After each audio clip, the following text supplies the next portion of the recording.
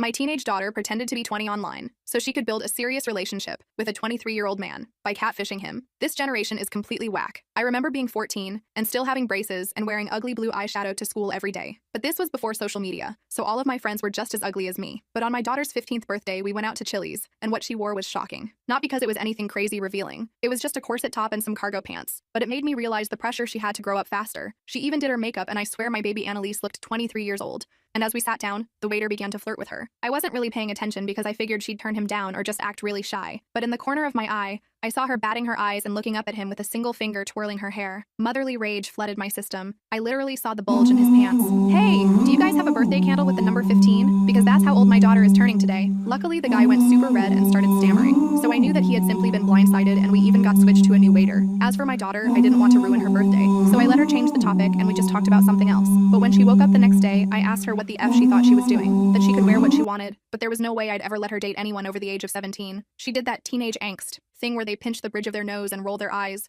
like it was the most original move in the book. So I grabbed her phone and unlocked it with her facial recognition. This time, something in her eyes changed. She begged me not to go through it. It was a good effort, but not good enough. Honey, I love you. And if you were a mother, you'd do the same thing. I then walked into my room and locked the door. There wasn't anything too bad. I did find what people call thirst traps on her TikTok, but her account was private and her following was mostly girls. The worrying part was her Instagram. There were bikini pictures plastered everywhere, with extremely sexual songs and angles. The most disturbing part was they were all taken on vacations that I took her on. Except I, obviously, hadn't taken any of the photos. In her texts were a bunch of guys from her high school that she was very obviously leading on. But amongst them all, one stood out. She had no mutuals with him, and in his bio was the name of a nearby university. My heart dropped. They had met a few months back, when she was 14, after she had met him in a cafe, and they texted for months before it suddenly stopped a few weeks ago. Well, first I needed to make sure that my suspicions were correct. I handed her back the phone and pretended like I was too old to have been able to find anything. I literally saw her smirk, and she even apologized for flirting with the guy yesterday. That night, I went to the guy's college. It was a pretty small campus, and it was a Saturday, so I figured that he couldn't be far. That's when I saw him, outside a frat house with Greek letters, completely topless, DJing with a bottle of beer in his hand. I walked up the stairs and tapped him on the shoulder. Excuse me, do you go here? And I guess he thought I was some undercover cop, because he immediately lifted up his hands and showed me his ID. He was 23 years old. My stomach twisted. I slapped him across the face, and because his friends were too scared to do anything, they let me drag him down the stairs by the ear like a dog without intervening. I took advantage of the shock and alcohol that was still in his system and grabbed the beer bottle, ready to knock it across his head. Yo man, what are you doing? I don't want any trouble. So you don't want any trouble, but you're cool with dating a 15-year-old girl? I saw confusion sweep across his R-worded frat boy face, one that you can't fake. Annalise? I asked. Huh? She's 20, and hot as heck. I slapped him again. Yo man, what the F? He shouted, before whipping out his big black iPhone as evidence. I read their texts. Right there, plain as day, she had told him she was a 20-year-old girl, and the second I confirmed that it was my teenage daughter, he blocked her. I drove home that night seeing red. My baby girl wanted to act as jailbait like it's cute, then she had another thing coming. This time, I didn't wait until the next day. I simply shook her awake. Mom, what? So I just met Pedro. Her eyes were immediately filled with fear, but instead of trying to defend herself, or yelling at me for being a spy, she burst into tears and wrapped her arms around me. Even through the anger, I instinctively stroked her hair. First, sat down in the bed beside her and decided that even she deserves to be listened to. But what she said next just angered me even more. Mom, I met up with him, but he didn't show up. And his friend, she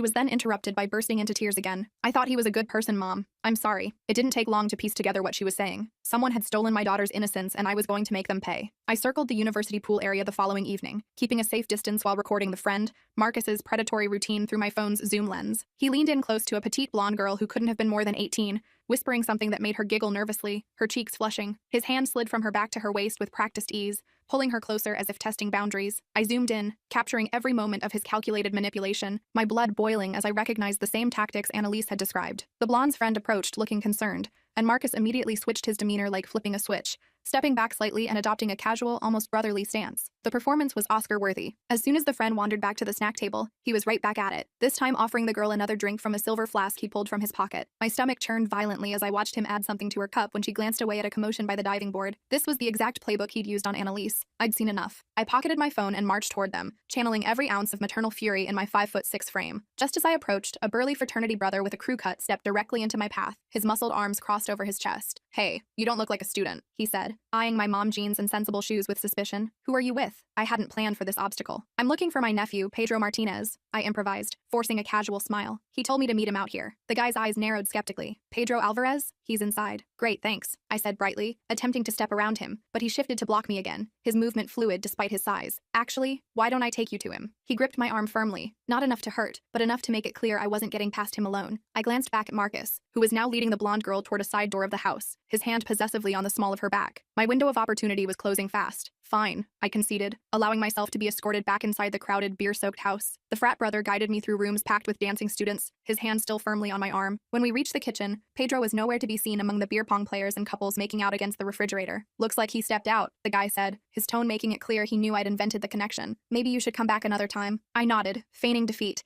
and headed for the front door, the bass-heavy music thumping in my chest. Once outside, I circled around to the side of the house where I'd seen Marcus taking the girl. There was a separate entrance there, likely to a basement or private room. I tried the door handle. Locked. Cursing under my breath, I peered through a small window smudged with fingerprints. The basement was dimly lit with colored LED strips, but I could make out a seating area with several people lounging on mismatched couches. No sign of Marcus or the blonde. I needed a new approach. I couldn't just break in, and I couldn't risk getting thrown out before gathering more evidence. I returned to my car and called Annalise, my heart racing. Mom? She answered immediately, her voice tight with worry. Are you okay? I'm fine, I assured her, watching the frat house for any sign of Marcus. But I need more information about him. Did he ever mention where he lives? Is it in the fraternity house or somewhere else? He said something about having an apartment off campus, she replied after a moment's hesitation. He bragged about how his dad pays for it so he doesn't have to live with the peasants in the frat house. Did he say where? Anything about the building or the street? I pressed, already starting my car. Cedar Street, she said with surprising confidence. I remember because that's where he took me. It was a blue building with a coffee shop on the first floor. Apartment 3B. You're absolutely sure? Positive. Mom, what are you going to do? Her voice trembled slightly. I hesitated, not wanting to worry her more. I'm just gathering information right now. I'll be home soon. Promise me you won't do anything crazy, she pleaded, suddenly sounding much younger than 15. I promise I'll be careful, I said, carefully avoiding a direct answer. Lock the doors and don't let anyone in. I love you. I hung up and pulled up a map on my phone. Cedar Street was only a few blocks from campus. I drove there slowly, scanning the buildings until I spotted a 3-story blue Victorian converted into apartments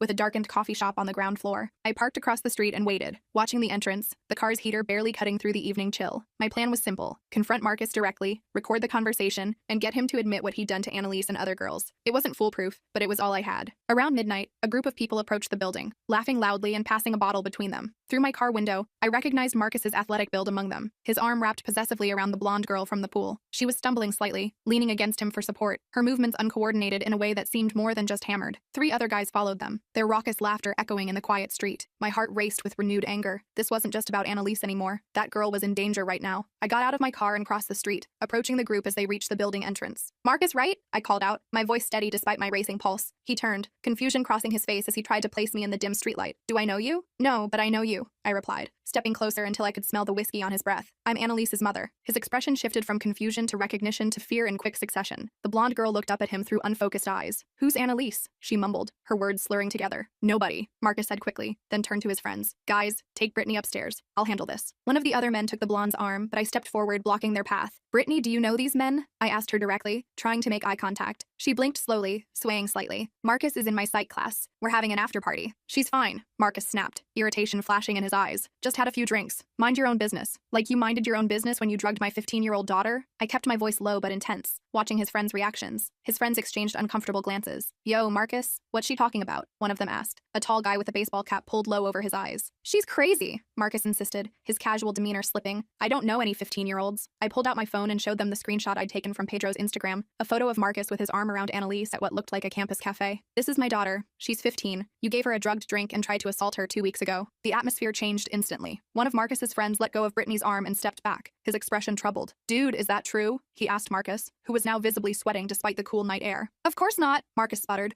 running a hand through his gelled hair. She came on to me. She said she was in college. So you admit you know her? I pressed, seizing on his mistake. Marcus realized his error too late. His friends were now looking at him with undisguised suspicion, creating distance between themselves and him. I think Brittany should come with me, I said, reaching for the girl's hand. I can call her a cab or drive her home. No way, Marcus said, grabbing Brittany's arm possessively, his fingers digging into her skin. She's with me. Actually, one of his friends interjected, the tallest one with kind eyes. Maybe we should all call it a night. He turned to Brittany. Where do you live? We can get you an Uber. Marcus's face contorted with anger. What the hell, Jason? You're taking her side? I'm not taking sides, Jason replied calmly. But if what she's saying is true, it's bullshit, Marcus shouted, his voice echoing down the empty street. Brittany flinched at his outburst. outburst, seeming to sober up slightly. "What's going on?" she asked, looking around in confusion, her mascara smudged beneath her eyes. I addressed her directly, keeping my voice gentle. "Brittany, I'm concerned that Marcus may have put something in your drink. It happened to my daughter, and I don't want it to happen to you." Her eyes widened. "What?" "She's lying," Marcus insisted, but his voice lacked conviction. "I saw him add something to your cup by the pool," I said. "I have it on video." That was stretching the truth. My video wasn't clear enough to definitively show him drugging her drink, but the bluff worked. Brittany pulled away from Marcus, stumbling toward Jason. "I want to go home," she said, her voice small and frightened. Marcus lunged forward suddenly, grabbing my phone from my hand. "Give me that! Delete that video!" I yanked back, but he was stronger. In the struggle, my phone fell to the concrete sidewalk with a sickening crack. Before I could retrieve it, Marcus stomped on it deliberately, shattering the screen under his expensive sneaker. "You psycho!" I shouted, pushing him back with both hands. He shoved me in return, harder than I expected, sending me sprawling onto the rough concrete. Pain shot through my wrist as I tried to break my fall. "Marcus, what the hell?" Jason yelled, stepping between us. "You can't hit someone's mom, man! She's threatening me!" Marcus shouted, his face contorted with rage. "She's been stalking me!" Jason helped me to my feet while another friend held Marcus back, struggling against his attempts to break free. "I'm calling the police," I said, cradling my throbbing wrist. "Go ahead," Marcus sneered, his handsome face ugly with hatred. "Tell them how you've been following me around campus, harassing me. See who they believe, a respected student or some crazy helicopter mom." He had a point that made my stomach sink. Without my phone and the video evidence, it would be my word against his. And he had friends who could back up his story that I'd approached him aggressively. Jason seemed to sense my dilemma. "Look," he said quietly, leaning close so Marcus couldn't hear. "I've heard rumors about Marcus before. This isn't the first time." "Then help me," I pleaded. "That girl needs to get home safely, and my daughter deserves justice." Jason nodded, his expression resolute. "I'll make sure Brittany gets home okay." He hesitated, then added, "And I know some other girls who've had experiences with Marcus. I can put you in touch with them." It wasn't everything I wanted, but it was a start. I gave Jason my email address, and he promised to contact me the next day. As I drove home with a broken phone and throbbing wrist, I realized this was going to be harder than I thought. Marcus was protected by his friends, by his father's money, by a system that often failed to believe young women, but I wasn't giving up. When I arrived home, Annalise was waiting up for me, pacing the living room in her fuzzy pajamas, her face pale with worry. "Mom," she cried when I walked in. "I've been trying to call you for hours. What happened to your wrist?" I explained everything. Finding Marcus, the confrontation, my broken phone, and Jason's promise to help. "This is all my fault," Annalise said, tears welling in her eyes. "No," I said firmly, taking her hands in mine. "What Marcus did, what he tried to do, that's not your fault. Yes, you made some poor choices, but he's the adult who tried to take advantage of a young girl. That's on him, not you." She nodded, wiping her eyes with the sleeve of her pajama top. "So, what do we do now?" "Now," I said, summoning confidence I didn't entirely feel. "We build a case. We find other victims, gather evidence, and make sure Marcus can't hurt anyone else." The next morning, I took Annalise to school myself, making her promise to come straight home afterward. My wrist wasn't broken, just badly sprained according to the urgent care doctor, so I wrapped it tightly and went to work with a new burner phone I'd picked up on the way. By lunchtime, I had an email from Jason with contact information for 3 other young women who'd had encounters with Marcus. All were college freshmen, all described similar experiences. Drinks that tasted strange, memory gaps, waking up in Marcus's apartment confused and disoriented. None had reported him officially. One girl, Vanessa, wrote that she'd tried to tell her resident advisor, but was discouraged when she learned about Marcus's father's connections to the university board of trustees. Another, Talia, said she'd been too ashamed and blamed herself for drinking too much. I reached out to each of them, explaining who I was and why I was investigating Marcus. 2 responded almost immediately, agreeing to meet me that weekend at a coffee shop off campus. When I picked up Annalise from school that afternoon, she seemed different, quieter, more withdrawn, her usual animated chatter absent. "Everything okay?" I asked as we drove home through the autumn-tinged streets. She stared out the window, watching the scenery blur past. "Everyone at school knows something happened. Not the details, but they know I'm not allowed on social media anymore and that you took my phone. They're all talking about me." My heart sank. "I'm sorry, honey. Kids can be cruel." "It's not just that," she said, turning to face me with alarm in her eyes. "Chloe showed me messages from this college guy she's been talking to. Mom, I think it's Marcus." I nearly slammed on the brakes. "What? How would he know Chloe?" "He DMs random girls on Instagram. That's how he found me too." She looked down at her hands. "I didn't meet him at a cafe. I was too embarrassed to tell you the truth. He messaged me after I commented on one of Pedro's posts." She turned to me, her eyes filled with fear. What if he's targeting my friends to get back at me? This was escalating faster than I'd anticipated. Marcus wasn't just a predator. He was vindictive and calculating. "Show me the messages," I said, pulling into our driveway. When we got home, Annalise used my laptop to log into Chloe's Instagram account. Apparently the girls all shared passwords, something we'd need to discuss later. Sure enough, there were messages from a user named Marcus DJW Wright, complimenting Chloe's photos and asking where she went to school. "Call Chloe right now," I instructed. "Tell her everything. Make sure she blocks him immediately." While Annalise called her friend, I checked my email again. There was a new message from Jason. "Marcus knows you're talking to people. He's freaking out, threatening anyone who speaks to you. Be careful. He has a temper." I forwarded the email to my personal account and deleted it from the laptop, not wanting to worry Annalise more than necessary. But I was worried. This was no longer just about getting justice for what had happened.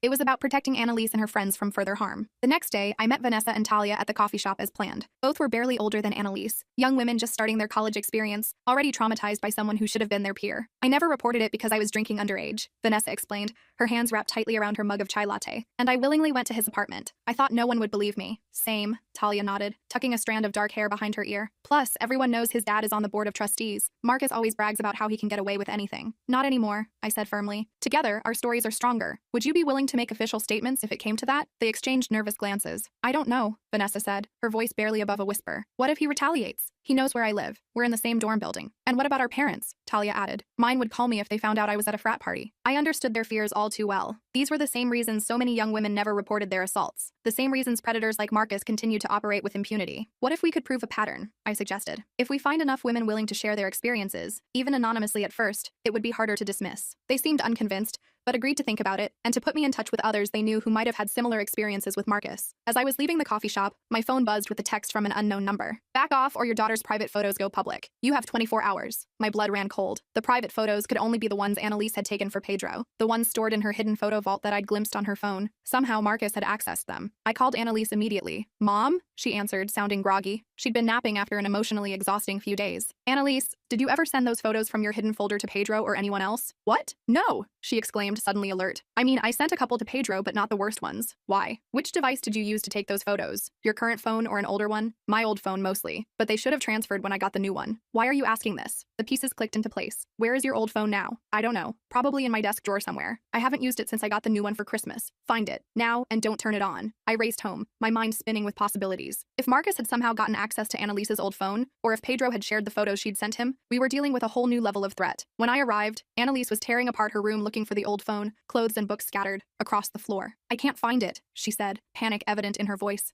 Think, Annalise. When was the last time you remember having it? She sat on her bed, concentrating. I used it as a music player for a while after I got the new one. I might have taken it to school. Could you have left it somewhere? Lost it? Her eyes widened with sudden realization. The party at Megan's house last month. I brought it to play music, but I was using Megan's speaker. I remember setting it down somewhere and then she trailed off, her face paling. I don't remember picking it up again. Who was at that party? I asked, dreading the answer. Just kids from school. And she hesitated, twisting the hem of her shirt. Some of Megan's older brother's friends from college. The connection was too coincidental to ignore. Was one of them named Marcus? Annalise shook her head. I don't think so, but I wasn't paying attention to her brother's friends. They were hanging out in the basement, and we were upstairs. I showed her the threatening text. Someone has your old photos, Annalise, and they're using them to try to stop me from investigating Marcus. Her face crumpled. Mom, I'm so sorry. This is all my fault. No, I said firmly, pulling her into a hug. This is not your fault. This is what predators do. They find vulnerabilities and exploit them, but we're not going to let them win. I texted back the unknown number. Distributing explicit images of a minor is a federal offense. Do it, and I'll make sure you spend the next decade in prison. The response came almost immediately. Try proving it was me. Meanwhile, your daughter's reputation will be destroyed. Final warning. I showed Annalise the exchange. We need to get ahead of this, I said. If he's threatening to release those photos, we need to prepare. How? She asked, her voice small and frightened. First, we tell your school counselor what's happening, not about the photos specifically, but that you're being harassed and threatened by an older man. Second, we contact the police about the threats. The police? Annalise looked terrified. But what if they see the photos? They deal with cases like this all the time, I assured her, with more confidence than I felt. Their job is to protect you, not judge you. Before we could discuss further, my phone received another text from the unknown number, this time with an image attached. I opened it cautiously. It was a screenshot of an Instagram direct message to one of Annalise's friends, with one of her private photos attached. The message hadn't been sent yet. It was poised, finger hovering over the send button in the screenshot. Last chance, the accompanying text read. Meet me tonight at 8 p.m. at the campus coffee shop. Come alone or the photos go out to everyone on your daughter's friend list. I showed Annalise the message, watching her face crumple in horror. Mom, you can't go, she pleaded, grabbing my arm. It's obviously a trap. She was right, of course. Meeting an angry, cornered predator alone at night was dangerous. But the alternative, having those photos distributed to Annalise's entire social circle, was unthinkable. I have to, I said, my mind already racing through possible scenarios. But I'm not going in blind. I called Jason, explaining the situation without mentioning the photos specifically. Marcus is threatening my daughter, I said. He wants me to meet him tonight at the campus coffee shop. Don't go, Jason warned, his voice tense. He's been drinking all day, talking crazy. Some of the guys are worried about him. I don't have a choice, I replied, hearing the determination in my own voice. But I could use some backup. Jason hesitated. I don't want to get involved directly, but I'll be nearby, and I'll call campus security if anything happens. It wasn't ideal, but it was better than nothing. Next, I called Vanessa and Talia,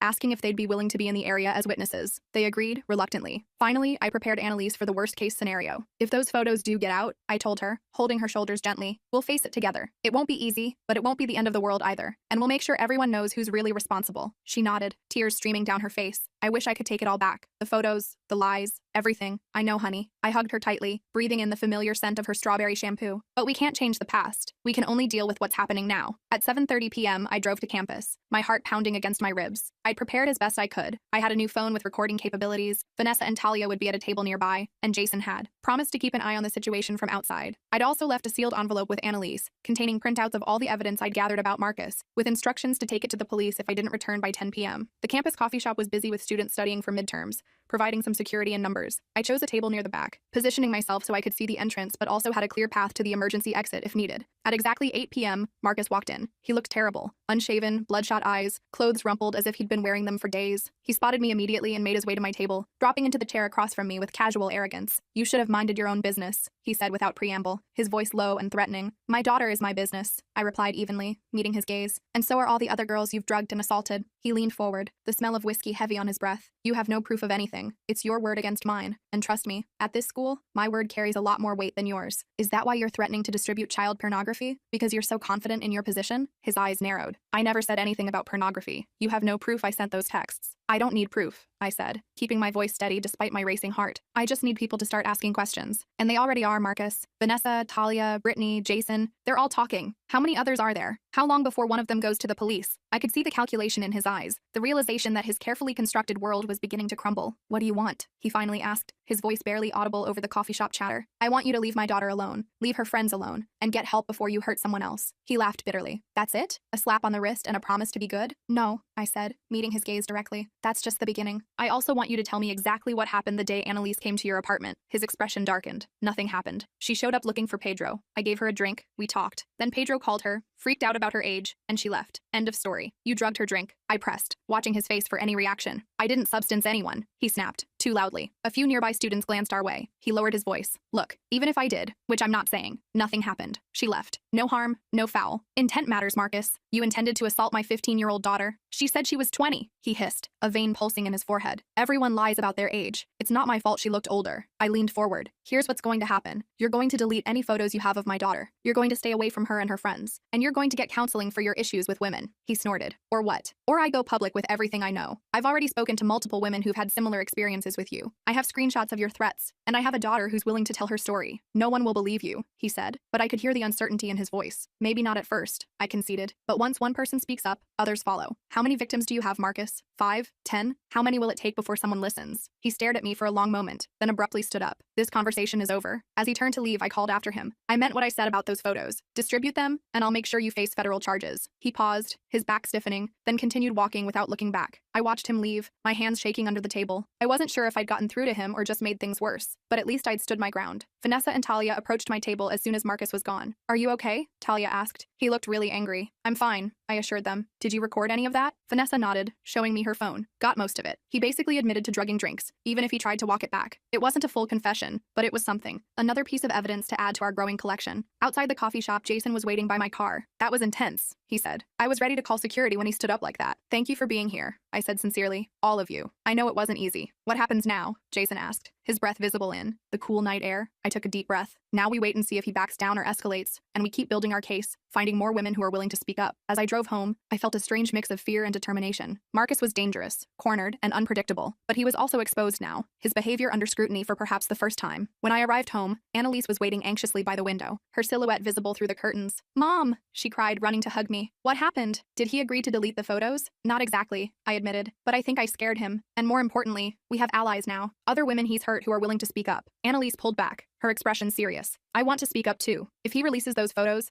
I don't want to hide in shame. I want everyone to know what he tried to do to me." I felt a surge of pride through my worry. My daughter was finding her strength, her voice. "Are you sure?" I asked. "Once we go public, there's no going back." She nodded firmly. "I'm sure. I don't want him to hurt anyone else." That night, as Annalise slept, I sat at my computer drafting an email to the university's Title IX coordinator, the dean of students, and the campus police. I attached statements from Vanessa and Talia, screenshots of Marcus's threatening texts, and a detailed account of what had happened to Annalise. Before I could send it, my phone buzzed with a text from Jason. "Marcus just just got arrested for DUI, crashed his car into a campus security vehicle. No one hurt, but he's in custody. It wasn't the justice we were seeking, but it was a start, and it bought us time to build our case properly. I closed my laptop and went to check on Annalise. She was sleeping peacefully for the first time in days, her face relaxed and young-looking without makeup. Tomorrow would bring new challenges, but for tonight at least, she was safe. And I was one step closer to making sure Marcus Wright never hurt another young woman again.